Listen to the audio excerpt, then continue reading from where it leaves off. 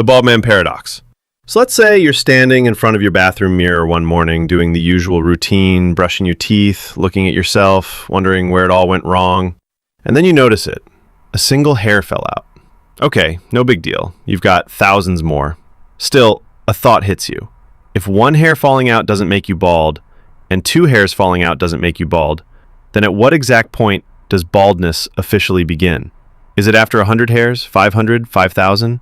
At what number do you officially cross the line from guy with a bad haircut to guy who just went bald? Because here's the paradox. No single hair seems like the deal breaker.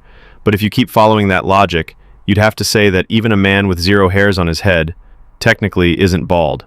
Which makes no sense. He's definitely bald. Unless you're Bruce Willis, in which case bald is just your final evolution.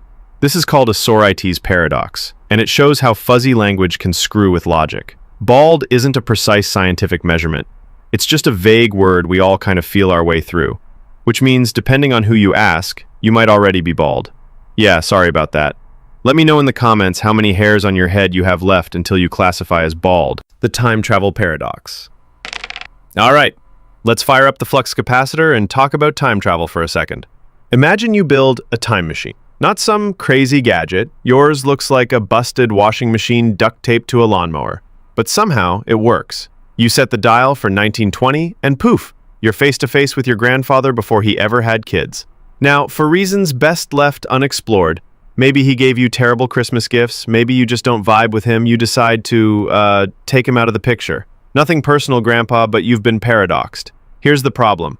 If you succeeded, then your grandfather never had kids, which means your parents were never born, which means you were never born, which means you couldn't have gone back in time to do the deed in the first place, which means your grandfather is alive again? It's like a cosmic game of peekaboo where existence just glitches out. The paradox shows that time travel to the past breaks causality, which is the chain of cause and effect that reality is built on. Unless, of course, the multiverse exists. In that case, you didn't erase yourself. You just spawned a whole new universe where you're a monster and grandma is single forever. Either way, if you're planning on traveling back in time, maybe just shake your grandfather's hand and thank him for surviving the Great Depression. Don't, erase your own family tree. The Barber Paradox. Picture this.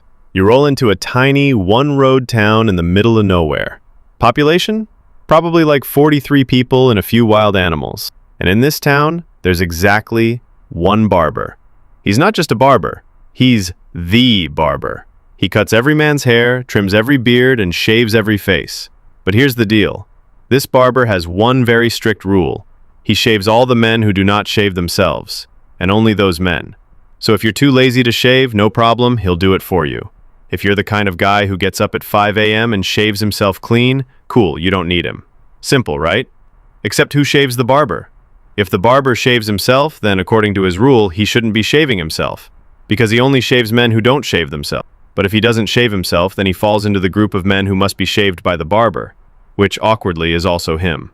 No matter what he does, the rule breaks down. Basically, the barber is cursed to live in a paradox where he either shaves himself illegally or he doesn't shave and still has to shave himself anyway. He's stuck in an endless cycle. Philosopher Bertrand Russell came up with this paradox to show how self-reference can completely derail logic. So, moral of the story, don't live in a town where the barber is both the hero and the villain. The unexpected exam paradox. All right, let's go to school for this one.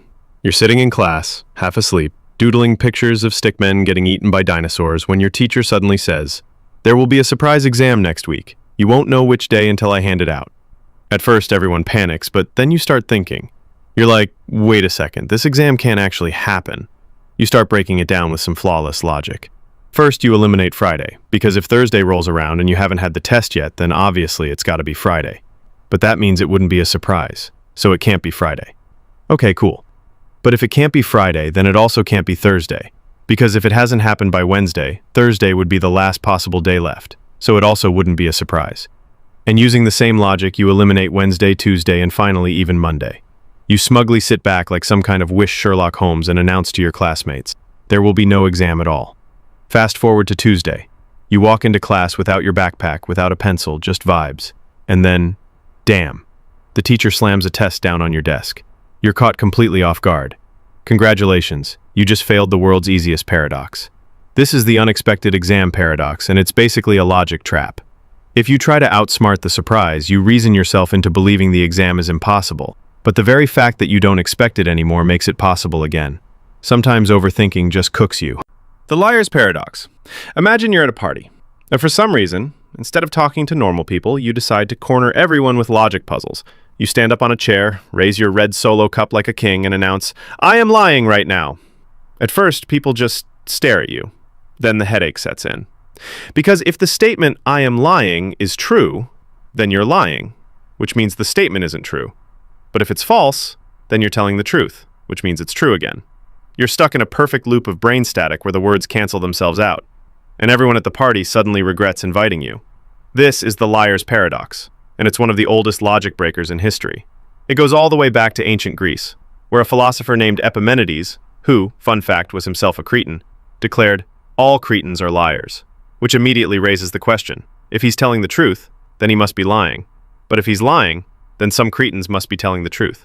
And if you're not lost yet, congratulations. You're lying to yourself. So if you're ever tempted to bust this one out at a party, just remember, it doesn't make you look like a genius. It just makes everyone else quietly move away from you. The Indescribable Paradox. The word indescribable was created so that nothing can be truly indescribable. Think about that one for a moment.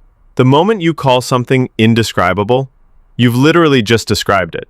If it truly couldn't be described, you wouldn't be able to slap a label on it in the first place. So either the thing isn't actually indescribable, or the word itself is lying. The Monty Hall Paradox. All right, let's play a game. You're on a cheesy 70s game show, standing under hot studio lights while wearing a suit. The host, Monty Hall, greets you with a big smile and points to 3 doors. Behind one door, a brand new car. Behind the other 2, goats. You pick a door, let's say door number 1. Monty, who knows what's behind all of them, opens another door, say door number 3, and reveals a goat. Then he looks at you with his big game show grin and says, "Do you want to stick with your door or switch to the other one?" Now here's where the paradox kicks in. Most people say it doesn't matter. 2 doors left, 1 car, 1 goat. It's 50-50, right? Wrong. Switching actually doubles your odds of winning the car. If you stick with your first choice, you only have a 1 in 3 chance.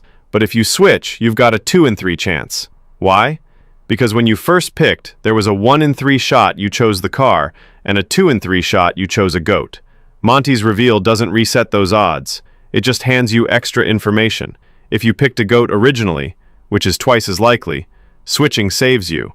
If you pick the car, switching loses it. The math says switching wins in the long run. And yet, even when people are told the math, most still stay with their gut choice. That's the real paradox. Human brains hate probability. We'd rather cling to our first bad decision than trust logic, which, come to think of it, explains dating, stock trading, and nearly all tattoos. The birthday paradox. Okay, here's one that always blows people's mind. The birthday paradox.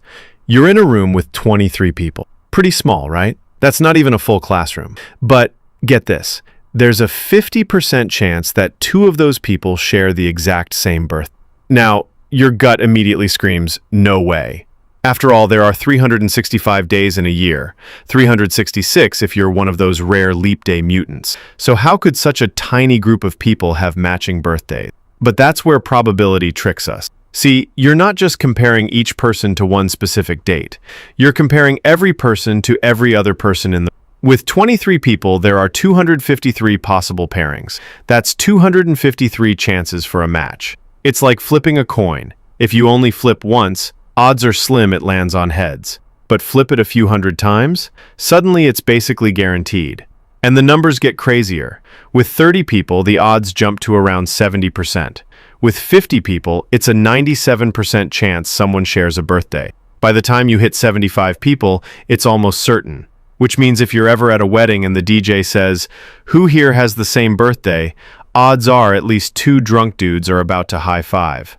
This paradox works because our brains are absolute garbage at understanding probability. We think in terms of one-on-one comparisons, when in reality the odds explode once you scale up the combinations. That's why casinos exist, and why math teachers cry themselves to sleep at night. The shuffling paradox. All right, grab a deck of cards. Go ahead, I'll wait. Now shuffle it. Congrats. You've probably just created something that has never existed before in the history of the universe. Sounds dramatic, but here's the math. There are 52 cards in a deck, and the number of possible ways to arrange them is 52 factorial. That's every number between 52 and 1 multiplied by each other. Do the math and you'll get an 8 followed by 67 zeros. To put that in perspective, that's more possible shuffles than there are atoms in our entire galaxy. So every time you shuffle a deck, odds are astronomically high that the exact order of cards in your hand has never existed before in the history of the universe. Not in Vegas, not in Monte Carlo, not in your family poker nights, never. And the kicker? It will never exist again either. You just created a unique cosmic arrangement. This is the shuffling paradox. Something as simple and ordinary as mixing a deck of cards is actually one of the rarest, most unique events you will ever cause. You think you're just killing time, but mathematically speaking, you just did something that will never happen again in all of history.